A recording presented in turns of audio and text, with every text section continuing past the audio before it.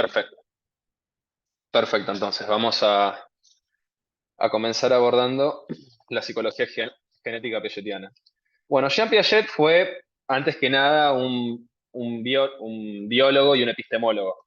O sea, el chabón se centró básicamente en lo que tenía que ver con la epistemología, que la epistemología es aquella rama de la ciencia que estudia los orígenes del conocimiento científico. Entonces, en ese momento se generaba una disputa entre dos posturas, el a priorismo y el empirismo, por otro lado. El a priorismo entendía que el conocimiento se construía de una manera innata, que nosotros ya veníamos con todas las cosas, cuestiones necesarias y preparados para nosotros conocer el mundo que nos rodeaba.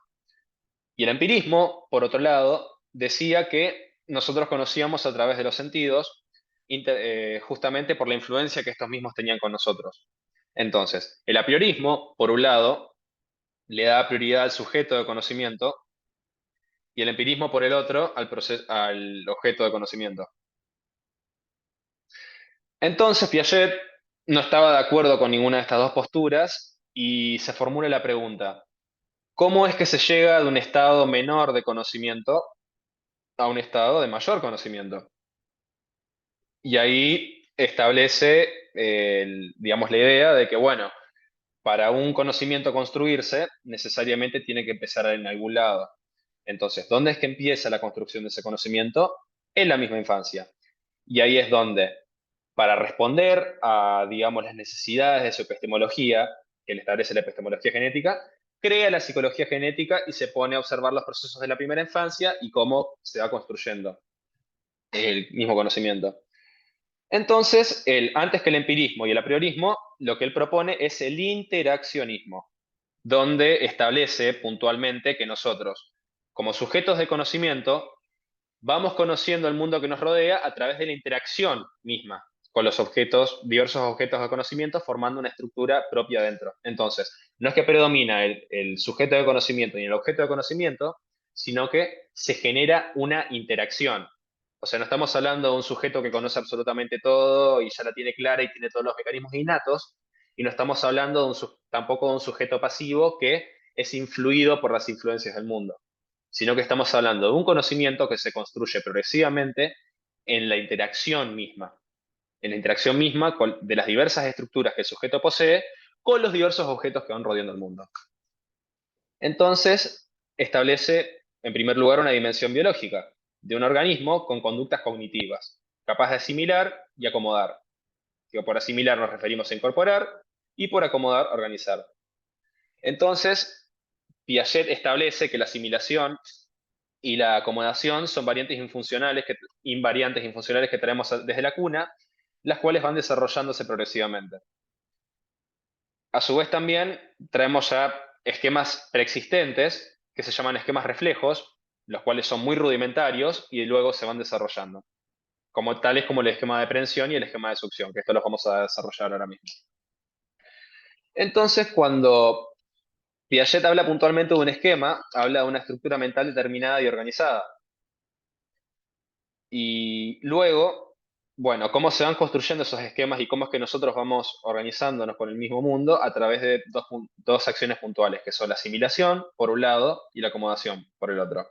La asimilación hace alusión a la integración de nuevos objetos a las estructuras preexistentes, mientras que la acomodación consiste en el ordenamiento de ese nuevo objeto incorporado en esa estructura. Entonces, nosotros asimilamos, o sea, introducimos un objeto nuevo y luego lo acomodamos, en el sentido de acomodarlo dentro de la estructura. Entonces, esta dimensión biológica le sirve a Piaget para evidenciar el proceso de interacción que se da en el proceso cognitivo, a la par de la construcción estructural de estos esquemas puntualmente. Ya reitero, asimilación por un lado tiene que ver con este proceso en el cual nosotros aprendemos a través de los diversos, nosotros partimos con esquemas, ¿no? Nosotros tenemos esquemas de acción a través de los cuales nosotros conocemos el mundo. Por ejemplo, el esquema de succión que tiene el infante en un primer momento, donde estamos hablando de esquemas muy rudimentarios, pero son los esquemas los cuales nos permiten interaccionar con el mundo. Entonces el pibe va chupando cualquier cosa, o sea, chupa las sábanas, los juguetes, demás cuestiones, y a su vez también, a través de esa succión, ponele interactúa con el pecho materno. Entonces, va asimilando los diversos objetos con los cuales va interactuando en el mundo y luego, por ejemplo, sabe que el pecho materno brinda alimento, entonces acomoda, digamos, e incorpora ese objeto a la estructura interna que tiene, a ese esquema de succión, y ya lo asocia a alimento. Luego, según la teoría piagetiana, el objeto ya existe. No obstante, es a través de las múltiples interacciones que llevamos a cabo con este que nosotros generamos un esquema estructural capaz de aprenderlo. En el sentido de que justamente el objeto ya está, pero nosotros a través de los diversos esquemas de acción que nosotros tenemos vamos interaccionando con el mismo objeto y vamos obteniendo diversos conocimientos y diversas características de este mismo objeto que vamos incorporando. Cuando hablamos del interaccionismo, nos referimos puntualmente a que el conocimiento no es a priori ni a posteriori, sino que se construye activamente entre la interacción del sujeto cognoscente y el objeto de conocimiento. Nunca alcanzamos un conocimiento completo, sino que el objeto pone nuestros esquemas a prueba. Tampoco es que se conoce espontánea e instantáneamente, sino que es un proceso que conlleva tiempo, digamos. Y acá es donde, bueno, viene la tesis constructivista de Piaget, que establece que ningún conocimiento está preformado ni preestablecido, sino que se construye. Objetos conocidos en base a las capacidades in situ del sujeto cognoscente, en el sentido de que justamente no es que ya venimos con un conocimiento innato y demás, sino que lo vamos construyendo a través de las diversas interacciones que se van dando con el ambiente.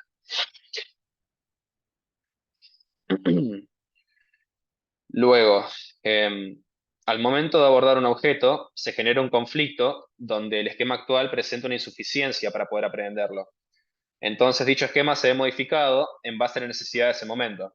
Así se restablece el equilibrio causado por la perturbación que genera ese objeto. Que ahí es donde Piaget habla puntualmente del motor de cambio y de cómo es que nosotros vamos conociendo las diversas características de un objeto. Porque llega un momento que nosotros estamos ahí, frente al objeto de conocimiento, y se genera una perturbación. Porque supongamos que nuestro esquema de acción es capaz tiene la potencialidad de poder incorporar ese objeto, pero todavía no lo está logrando. Entonces, ahí es donde pueden darse, gracias a esa perturbación, se genera un desequilibrio de la estructura. Y pueden darse dos tipos de equilibración, que la equilibración es lo que nos mantiene, nos vuelve de nuevo a la estructura que nosotros teníamos. Pero hay dos tipos de equilibración, justamente que menciona Piaget, que una es la equilibración simple, donde volvemos a la estructura previa que nosotros teníamos, y la otra, que es donde realmente se genera el paso y el conocimiento y la incorporación de ese nuevo objeto, que es la equilibración mayorante, donde podemos incorporar esas nuevas características del objeto y aumentar, digamos, nuestra estructura. Yo a ver qué más tengo por acá. Sí, la perturbación puntualmente es eso, una resistencia con la cual se toma el esquema de acción, el cual imposibilita la asimilación y acomodación del objeto, que genera el posterior desequilibrio. Tengan en cuenta esto, es muy importante, perturbación y desequilibrio no es lo mismo. La perturbación lleva al desequilibrio, porque nosotros tratamos de incorporar un nuevo objeto a través de nuestros esquemas, no podemos hacerlo, y esa perturbación genera el desequilibrio de nuestra estructura.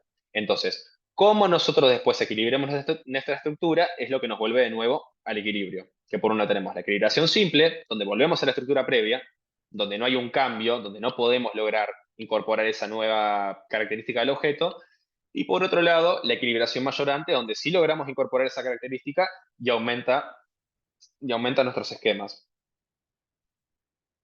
Entonces, lo que establece Piaget puntualmente es que el motor del desarrollo, por tanto, es el interjuego que se da entre equilibrio y desequilibrio. Porque nosotros, en esa asimilación, en esa acomodación, siempre se van dando perturbaciones, equilibrios y posteriores desequilibrios. Entonces, mediante ese balance, mediante esa interacción con el objeto, es que lo asimilamos y logramos acomodarlo o no, dependiendo si es una equilibración simple o una equilibración mayorante. Nos dice también que la inteligencia es adaptación, que se trata de organizar y comprender el universo. La organización y la adaptación comprenden esas funciones invariantes que corresponden al estrato biológico. Organización como aspecto interno y adaptación como aspecto externo. Y la adaptación es el producto al cual se llega entre la asimilación y la acomodación. Ajá. Sí, desarrollo. No son procesos estáticos, eso es importante tener en cuenta también. O sea, no es que podemos decir exactamente que tenés un momento de asimilación, un momento de acomodación, de equilibrio y demás cuestiones, y se dan en un momento determinado, sino que se desarrollan constante y activamente, según nos dice Piaget. Hasta acá alguna duda, alguna consulta, algo que gustaría que reformule nuevamente. Equilibración simple, por un lado, y equilibración mayorante. Mayorante de mayor, que esa es justamente la equilibración donde se logra incorporar esas nuevas características del objeto a nuestros esquemas de acción.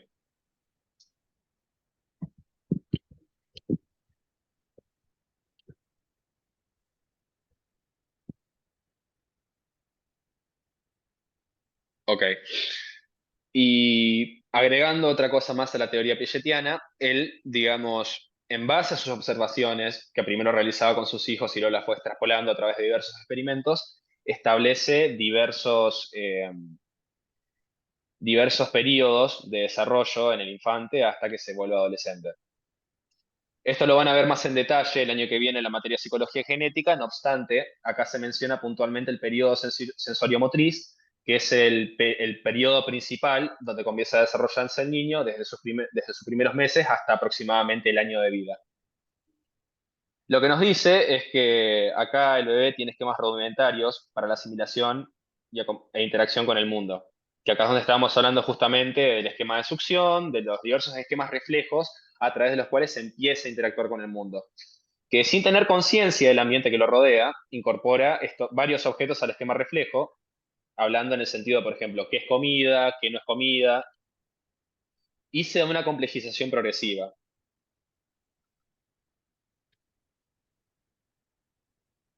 Ajá. Y este estado finaliza puntualmente cuando se genera el esquema del objeto permanente. Que el esquema del objeto permanente se da aproximadamente a los 12 meses de edad, que es cuando el infante en ese momento puede comprender que los objetos existen y se mantienen estáticos más allá de su propia percepción. ¿Vieron ese juego donde uno se pone con los bebés que está tipo, ontó, ontó, ontó, ta, ta, ta? Y cuando nosotros nos tapamos la cara, para el guricito, digamos, es como que nosotros hubiésemos desaparecido y por eso es que le genera impresión. ¿Y por qué es que pasa esto? Porque hasta ese momento no están desarrollados los esquemas ni el cerebro lo suficiente para comprender que nosotros existimos y los objetos de su alrededor existen, aunque ellos no lo estén percibiendo. Entonces, nosotros tenemos un muñequito acá, se lo mostramos al nene y lo ponemos debajo de la mesa y ya no lo puede ver más, es como que hubiese desaparecido. Por tanto, una vez que se logra el esquema del objeto permanente, es que el infante puede comprender que existe, digamos, ese objeto o esa persona, más allá de su propia percepción. Y ese es el hito que marca el paso del periodo sensorio-motriz al periodo preoperatorio. ¿Hasta acá alguna duda, alguna consulta? ¿Algo que no haya quedado claro?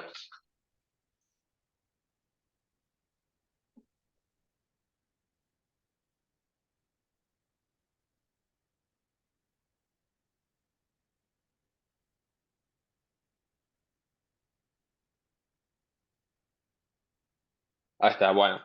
Por un lado, empirismo y apriorismo son las dos posturas entre las cuales se posiciona en contra Piaget, porque el apriorismo, por un lado, establece que nosotros, ¿cómo es que se llama? Ya de manera innata tenemos todas las capacidades para conocer el mundo y que todo el conocimiento se genera dentro de nosotros mismos. Luego, el empirismo, posicionándose en el otro polo, es que nos dice, digamos, que nosotros como sujetos pasivos, conocemos el mundo a través de las diversas sensaciones que nos van generando los objetos. Entonces, no tenemos ninguna actividad misma en el propio conocimiento. El apriorismo cree que todo el conocimiento se da por el sujeto. El empirismo, que todo el conocimiento se da por los sentidos que nosotros mismos nos brindan los objetos. Piaget lo que hace es posicionarse en el medio, diciendo, no es ni esta ni la otra, sino que nosotros llegamos al conocimiento por una interacción entre el sujeto cognoscente y el objeto de conocimiento.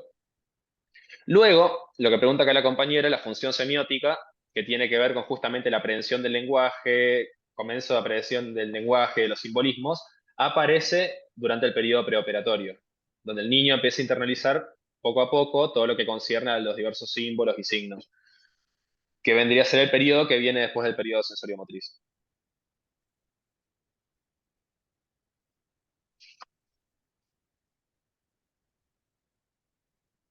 Y exactamente, bien, como dice la compañera ahí, sí, la inteligencia es la coordinación de medios y fines, pero tiene que ver también con que es adaptación. Se trata de organizar y aprender el universo en base a los esquemas que nosotros tenemos.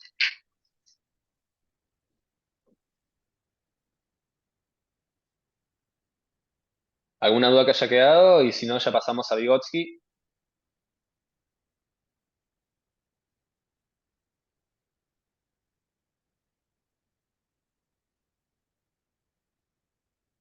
Perfecto, vamos a ir pasando a Vygotsky entonces. Bueno, la psicología. ¿Cómo es esto? La psicología, ¿cómo es que se llama? Histórico-cultural de Lev Vygotsky, se centra, piensa puntualmente que la actividad psicológica no como un proceso interno, sino como el producto de la mediación con el marco sociocultural. Para compararlo, digamos, para Piaget, el mecanismo que explica el desarrollo es la equilibración, de cómo nosotros vamos interactuando con el mundo y vamos incorporando a través de la asimilación y la acomodación diversas características del objeto en nuestro esquema de acción. Para Vygotsky es la internalización, puntualmente, en lo que concierne a la reconstrucción interna de una operación externa. Porque Vygotsky puntualmente, para compararlo con Piaget, se centra puntualmente en el plano sociocultural como medio de aprendizaje. Piaget dice que, bueno, interactuamos con el mundo a través de diversas situaciones y vamos incorporando a nuestros diversos esquemas de acción, o sea, a nuestros esquemas de acción vamos incorporando las características del objeto. Ahora, Vygotsky puntualmente dice que nosotros internalizamos procesos socioculturales externos. Entonces, el proceso interpersonal en el sentido de una y más personas, luego se vuelve un proceso intrapersonal. Pasa de ser un proceso de desarrollo de dos personas para pasar a una persona. Y es un proceso a su vez también que lleva un largo tiempo y no ocurre ipso facto, digamos. Y el interés principal de Vygotsky tiene que ver con destacar cuáles son las funciones superiores que distinguen al ser humano de los animales.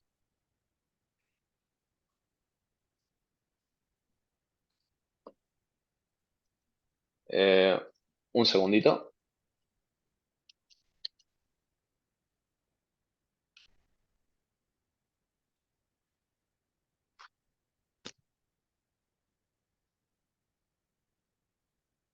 Sí, sí, hablamos, cuando hablamos de esos dos términos, hablamos exactamente de esa movida.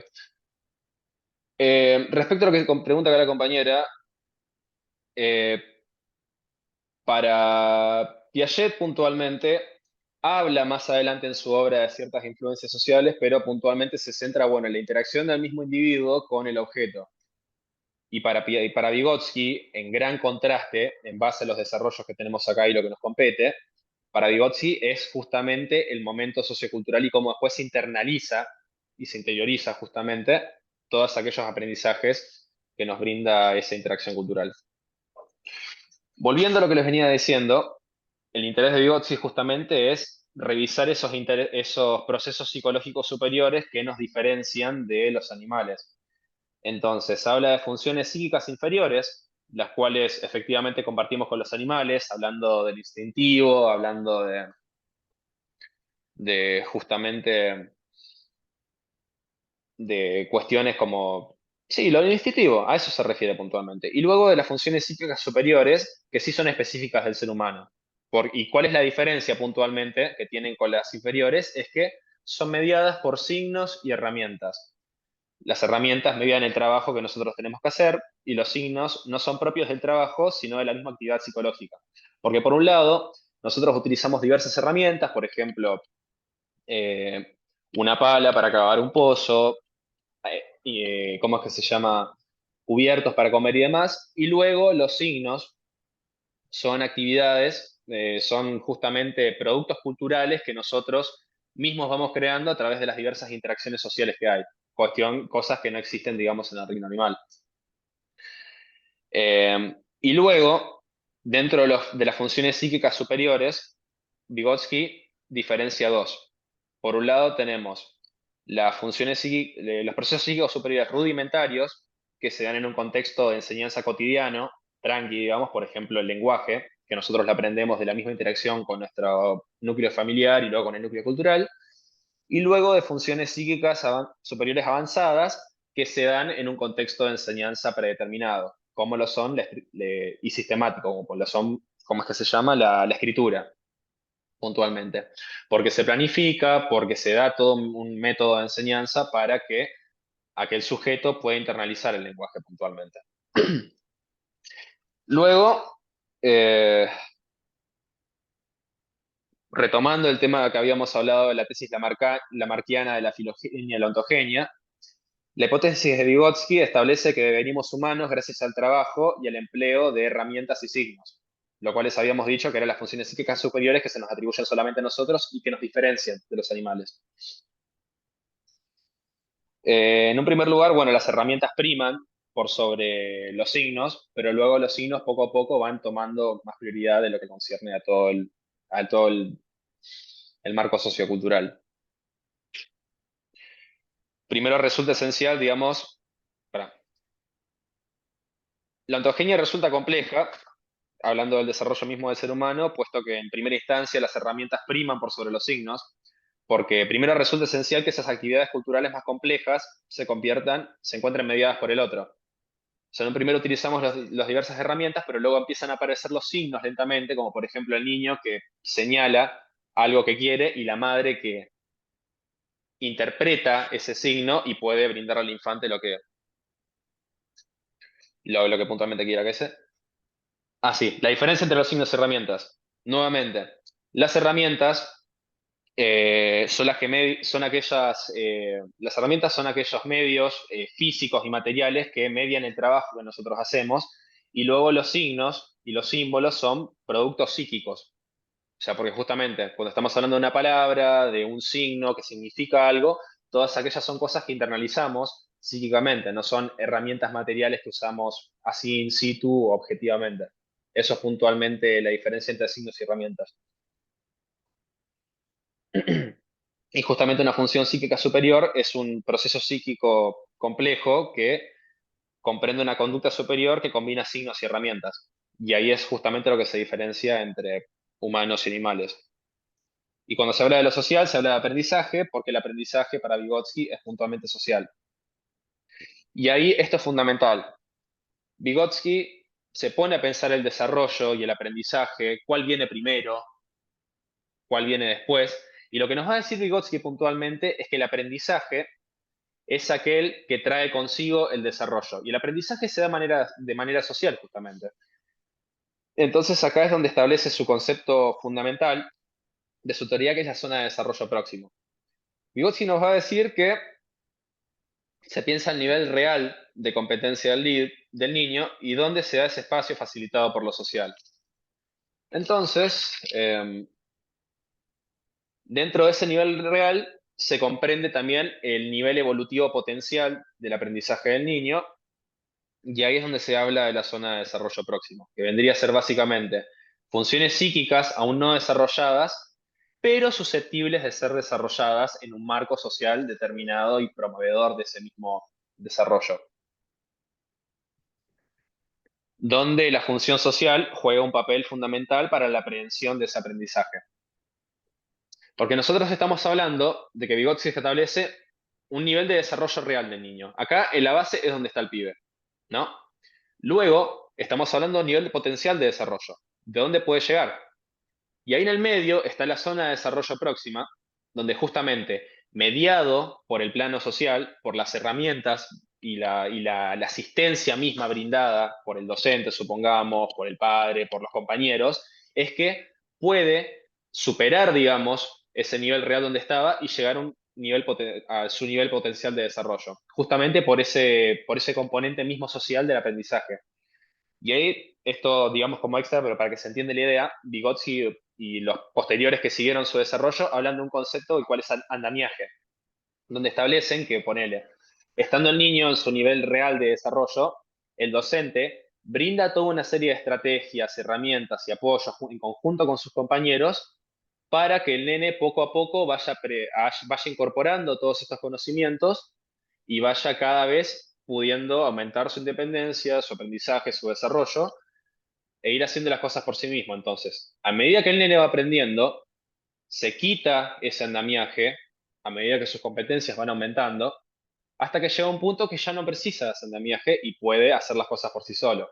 O sea, un ejemplo muy claro es las rueditas de la bicicleta para cuando empezás a andar.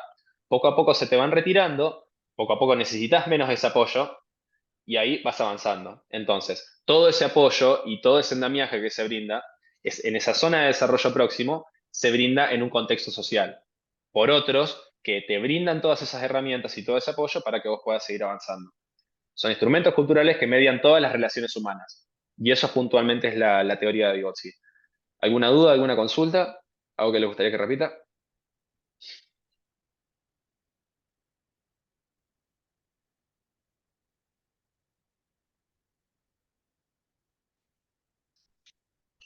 Los escucho. Hola, Sí, sí, ¿podrías sí. explicar la relación dialéctica entre cultura y mente?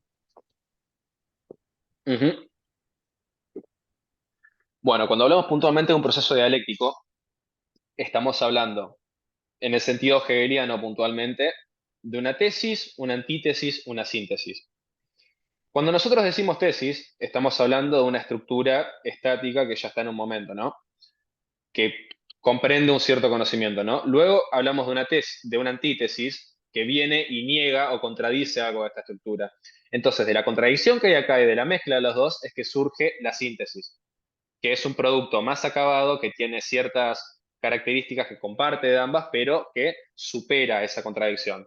Entonces, cuando hablamos dialécticamente, digamos, de la relación que tiene la cultura, es porque nosotros, en un primer momento, no poseemos ningún tipo de conocimiento, digamos, pero es a través de esa mediación cultural donde nosotros vamos interactuando con aquellos que forman parte del mismo escenario cultural y ese conocimiento que en primer lugar es interpersonal, luego se torna interpersonal, vamos interiorizando todos esos aprendizajes y es así que nos vamos desarrollando. Y a través de, digamos, esos primeros momentos donde desconocemos, donde nos falta ayuda, viene un otro cultural, influye sobre nosotros y ahí se va dando todo. Y se va cambiando, digamos, y a través de ese aprendizaje, digamos, se va generando ese desarrollo. No sé si respondí la duda o no, no quedó muy claro. Está bien. Mati, Yara Sí, González pregunta si es lo mismo internalización y, espera sí, porque lo sí. preguntó como tres. Sí, lo había mencionado oportunamente, pero sí, efectivamente es lo mismo, o sea, porque estamos hablando de un conocimiento que se nos brinda culturalmente en un espacio interpersonal, de interacción, que luego se internaliza y se vuelve interpersonal, intrapersonal, perdón. Entonces ahí lo interiorizamos o lo internalizamos y ahí vamos aprendiendo todo el cómo es que se llama el conocimiento.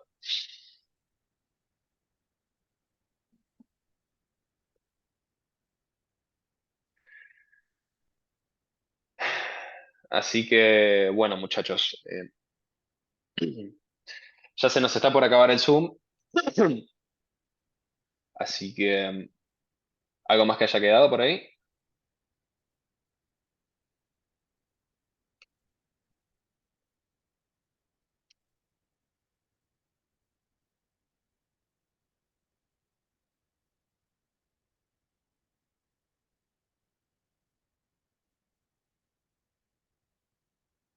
Ah, cuando hablamos puntual, Cuando hablamos puntualmente de lo que tiene que ver con el análisis genético, estamos hablando puntualmente de todo lo que tiene que ver con la mediación de los procesos culturales, porque a través de esa génesis hacemos alusión puntualmente a cómo el ser humano se va desarrollando y va, a través de ese aprendizaje sociocultural, va llevando a cabo, digamos, ese cambio y ese desarrollo puntualmente.